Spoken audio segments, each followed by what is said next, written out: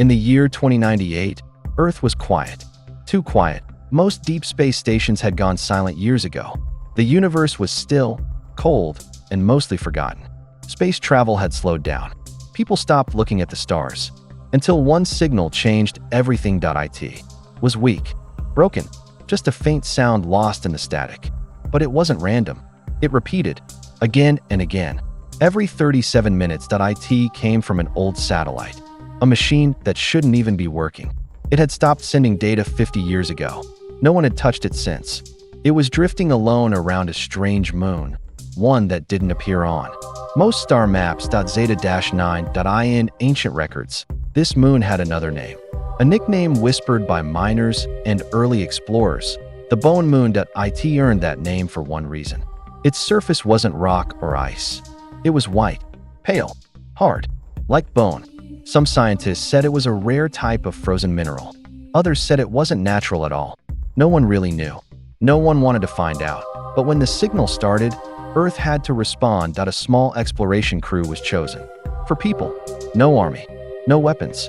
Just a team of smart minds sent to figure out where the signal came from and why now. They launched in silence. The ship, Aurora, traveled fast. The journey was only 3 days long. Short, but full of questions. The crew studied the signal the whole way. It was definitely a pattern, a code, but not like any language on Earth. It didn't match any past mission logs. It wasn't alien, either. At least, not at first. On the second day, something changed. The signal broke for 7 minutes. Then it came back, different. This time, the sound was more clear. It had a rhythm, like breathing. Then, a whisper, just one word. It was a name. Rachel. Rachel Winters was the ship's pilot. She froze when she heard it. I didn't imagine that, she said quietly. N01 replied. The crew played the signal again and again. Each time, the name came through louder, slower, as if the voice wanted Rachel to hear it. N01 knew how that was possible. The satellite sending the signal had no way to identify people. It didn't have voice recognition. It was dead, and yet, it spoke. The crew reached Zeta-9 on the third day. The Bone Moon turned slowly in the dark. Its surface glowed under the ship's lights. Up close, it looked even more unnatural. The white layer was smooth in some areas, cracked in others. It didn't reflect light like ice. It absorbed it. As if the moon didn't want to be seen, the satellite was still there, orbiting low and quiet. Its metal body was bent and rusted. One of its solar panels had broken off. It didn't look like it could send anything, but the signal continued. The crew carefully moved the ship into orbit. No signs of danger. No strange energy. Just silence and that repeating call. Then, as the ship circled once more, the signal suddenly stopped. Nothing. Only static. Rachel checked the systems. It's gone, she said. Completely dead. For a few seconds, no one spoke. The crew looked at each other, confused. Maybe it was over. Maybe the satellite finally shut down. Then the signal came back, but it wasn't the same. This time, it wasn't code. It wasn't broken. It was cleared. A human voice whispered through the speakers. Not a scream, not a warning, just words. Rachel Winters, it said. You finally came. The crew stared at each other. How does it know my full name? Rachel asked. N01 answered. The voice repeated. Soft, calm, cold. You shouldn't have come here. Then silence. The ship's lights flickered. The signal stopped, and the Bone Moon waited below. Asterisk. The ship hovered just above the Bone Moon. Silent. Still. Inside, the crew didn't speak for a long time. They were trying to understand what they had just heard. The voice. The name. The warning. Rachel sat at the controls, staring into the dark. The others, Dr. Lennox, a systems engineer, Malik, a quiet geologist, and Ava, a communication tech, stood behind her. No one wanted to say it, but they all felt it. Something was watching. Rachel finally broke the silence. We came all this way. We can't turn back now. Dr. Lennox didn't agree, but he didn't argue. The crew needed answers. The ship slowly descended. The landing site was marked by old scans. There was a flat area near a jagged cliff where the satellite had passed by thousands of times. From above, it looked like a graveyard. Cracks across the surface, strange shadows, and thin lines that looked almost like writing. The landing was smooth, but the silence was heavy. Once they touched down, the crew stepped out onto the surface. Their boots crunched softly against the white ground. It was cold, but not freezing. The air was dry, but not dead. They walked carefully, scanning everything. The satellite was nearby. It had crashed into the cliff long ago, its body half buried in dust. Wires stuck out like broken bones. But the strange part? The antenna was still warm. That shouldn't have been possible. Malik reached out to touch the metal, then stopped. "Feel that?" he asked. Rachel nodded. "It's vibrating." Ava stepped forward and checked her handheld monitor. "There's power coming from underground." Lennox frowned. Nothing should be down there. They opened the back panel of the satellite. Inside was something new, a device they had never seen before. Smooth, black metal, shaped like a box, glowing faint blue. It wasn't part of the original satellite. Rachel gently lifted it out. It hummed softly in her hands. They brought it back to the ship for analysis. Once connected to the system, the device began playing audio. A man's voice. "Tired. Slow. Human. This is Dr. Elias Vorn. Earth Mission 13. If this message is found, we failed. We tried to shut it down. We tried to stop the signal. But something woke up. Something old. This place, it's not a moon. It's not dead. It's watching. And we made a mistake." There was a long pause in the recording. Then the voice returned. Shaking now. "To the next crew, don't open the door. Whatever you do, don't open the door." The message ended. Nobody moved. There was no Earth Mission 13. Lennox said quietly. Rachel checked her logs. "We're Mission 1. Malik's voice was low. What door was he talking about? They looked outside again. Behind the crashed satellite was a small hill, not natural. A smooth, curved structure stood there, half buried in dust. No windows, no lights, just a round arch. A door. It wasn't marked. It wasn't metal. It was made from the same bone-white material as the rest of the moon. And it was waiting. Rachel didn't like it, but something in her chest pushed her forward. The crew approached the structure slowly. As they got closer, the temperature dropped. The air inside their suits grew heavy. Even though it was filtered, the door had no handle. No keypad. No lock. Just a thin line down the middle. Ava reached out to touch it. "It's warm," she said. The line glowed red for 1 second. Then, the door slid open. No sound. No warning. Just darkness inside. The team stared into the black. Rachel stepped in first. Inside, the air changed. It was warmer, softer, like walking into a quiet house after a storm. The walls were smooth, curved, covered in strange carvings. Symbols that moved when you looked away, but stayed still when you stared. They went deeper. The center of the chamber was a room. Circular, clean, and filled with something none of them expected. Bones, not scattered, not broken, laid out in rows. Neatly, carefully. Each one dressed in armor and suits. Earth suits. Military. Future designs, Malik whispered. "These are human." Ava counted. "There are 24 bodies here. All from Earth." Rachel stared at one helmet. It had a crack across the front and something scratched into the side. It read. Rachel W. Her hands shook. "That's my name," she said. Lennox checked his scanner. "This place has a time signature. It's wrong. These bodies are from the future. Some of them haven't died yet." Before anyone could speak, a sound filled the chamber. A soft hum, growing louder. Then, a whisper, the same voice from before. "You opened the door." And just like that, the lights inside their suits blinked off. Darkness, and the moon listened. Darkness swallowed everything. The team stood frozen inside the chamber. Their suits had powered down. All lights gone. No sounds, no signals, nothing. Just the soft hum in the walls. And the voice. Always the voice. "You opened the door." Rachel's heart pounded in her ears. She couldn't see her hands, couldn't hear the others. The air felt heavy now, like breathing through thick smoke. Then, the lights flickered back on, but only in her suit. Rachel looked around. Malik, Ava, and Lennox were gone. She spun in every direction. Empty room, empty hall, empty silence. "Guys," she called out. No reply. The door behind her had sealed shut. She checked her comms. Still offline. Her vitals were rising. Fear, pressure, confusion. She wasn't trained for this. She took a deep breath and stepped forward. The bones were still there, lined up, untouched. But something had changed. One of the helmets was missing. Rachel walked past the rows. Her boots echoed softly. She reached the far wall where strange carvings moved again, twisting just beyond her focus. Then she heard footsteps. Not hers. She turned sharply. Nothing there. Then again, footsteps, closer this time, and breathing.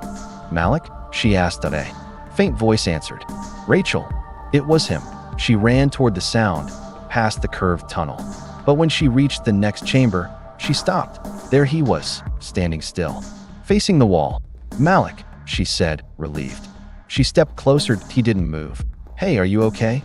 He turned slowly. His face was pale, eyes wide, bloodshot. But worse than that, he smiled.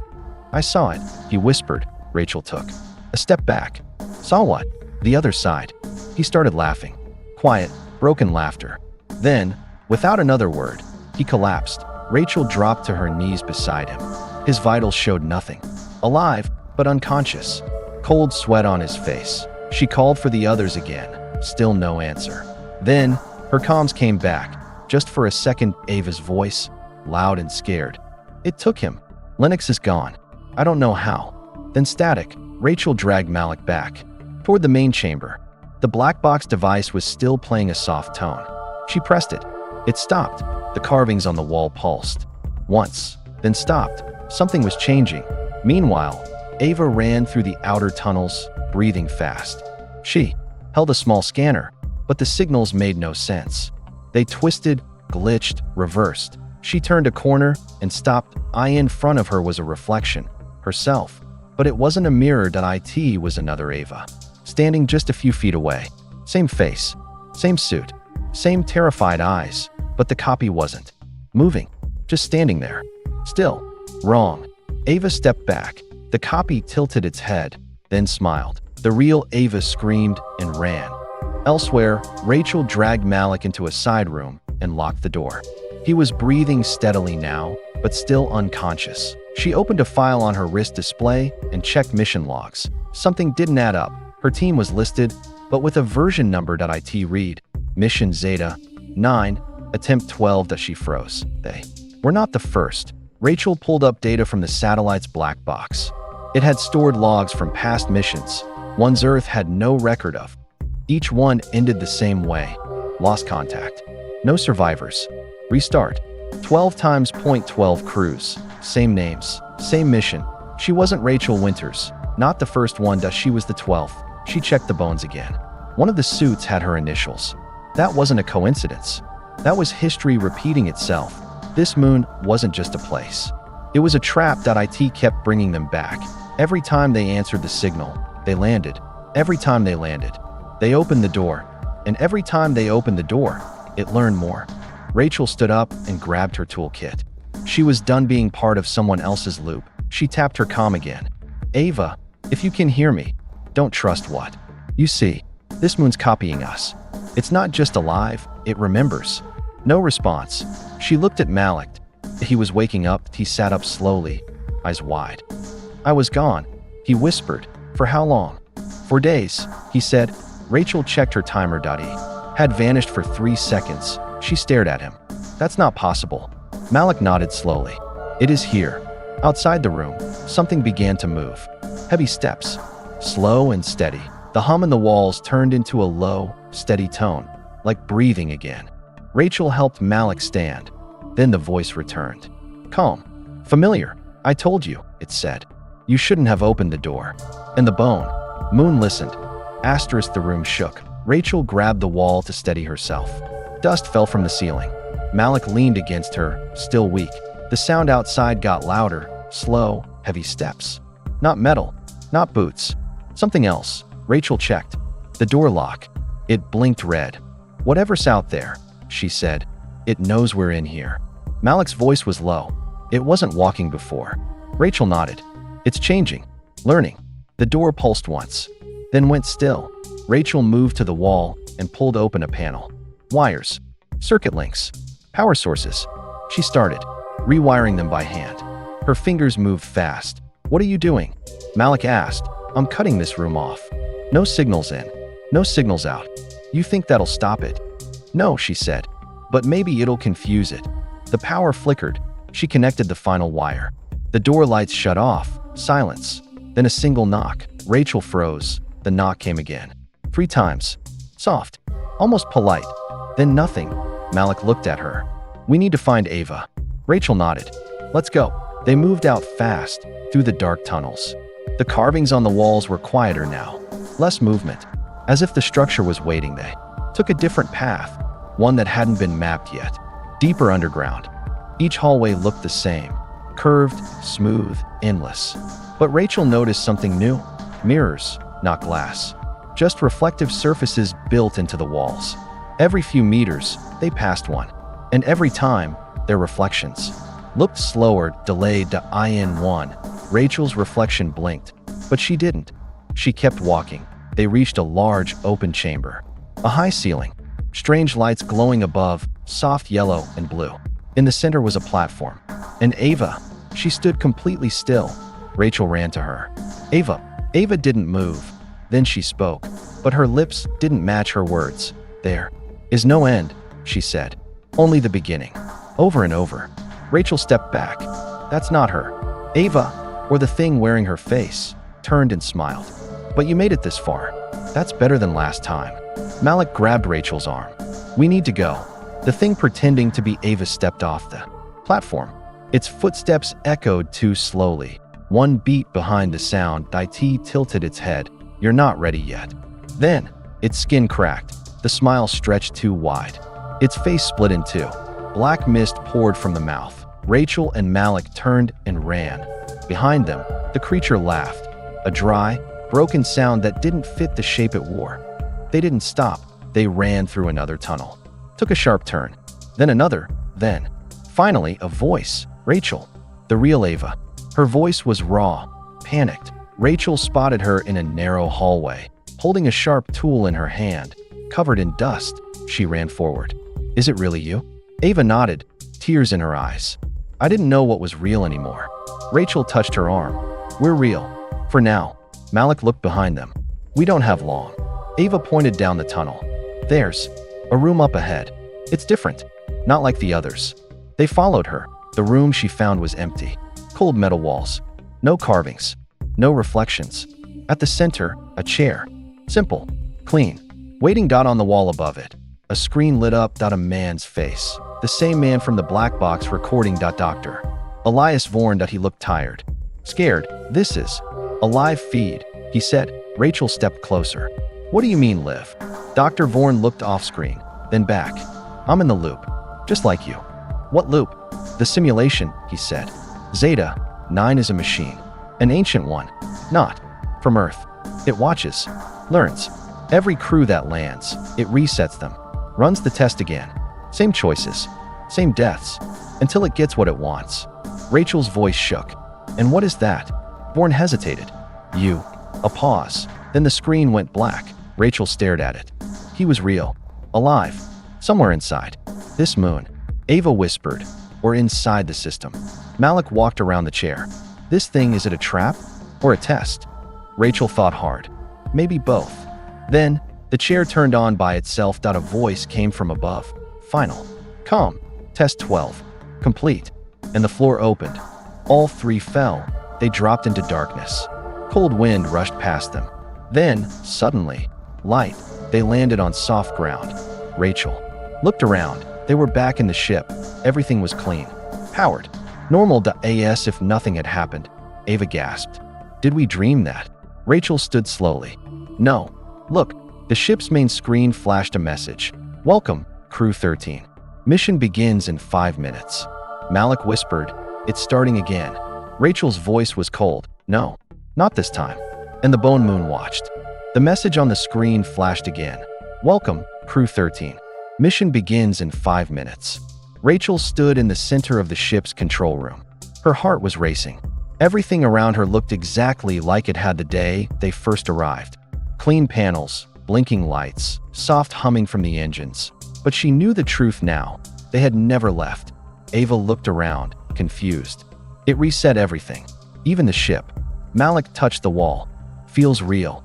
Rachel nodded slowly. "It wants us to think it's real. But this isn't the beginning. It's just another loop." They checked their equipment. Everything had been restored. Suits, tools, comms. The ship's logs showed no errors. No missing time. But one thing had changed.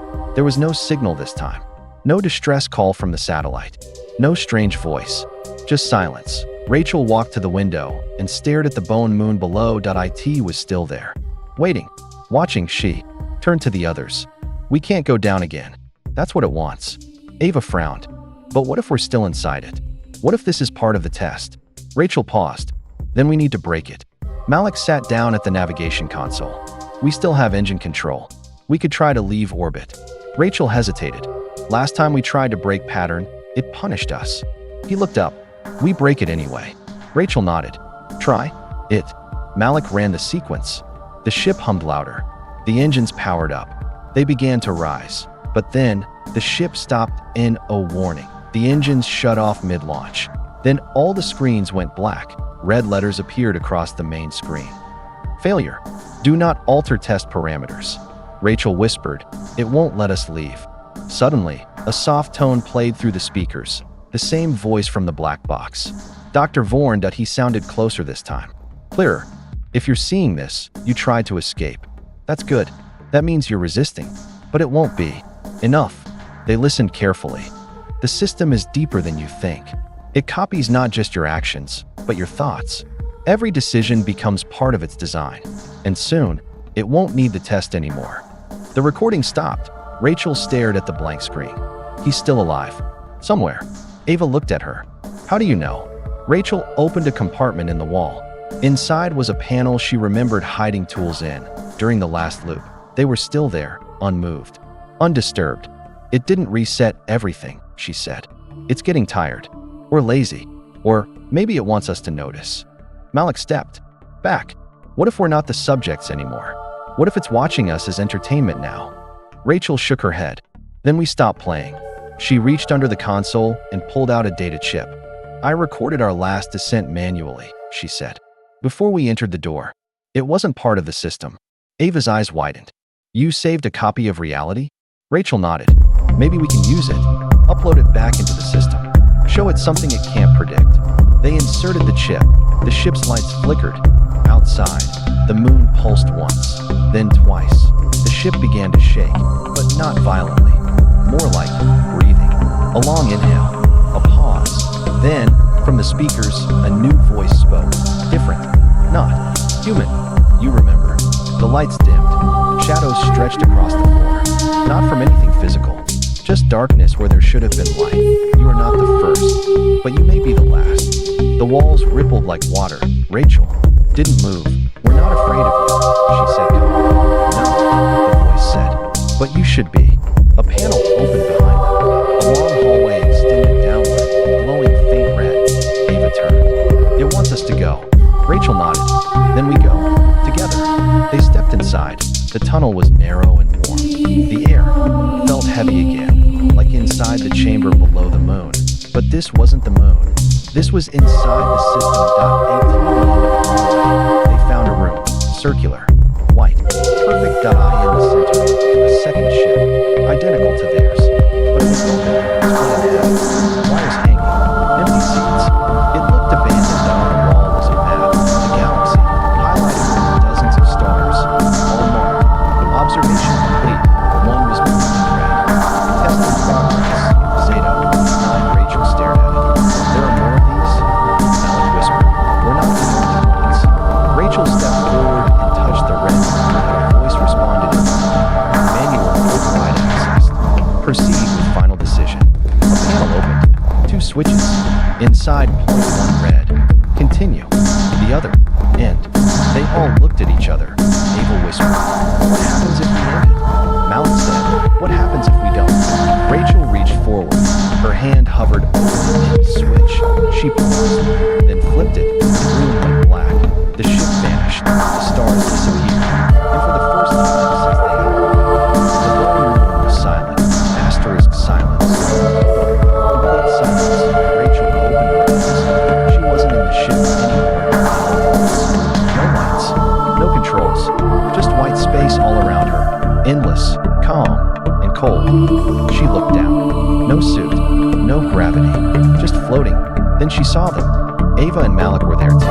Not moving, not speaking, just suspended like her, blinking, confused. Rachel tried to speak, but no sound came out. Not even a breath. Then, a voice, not from a speaker.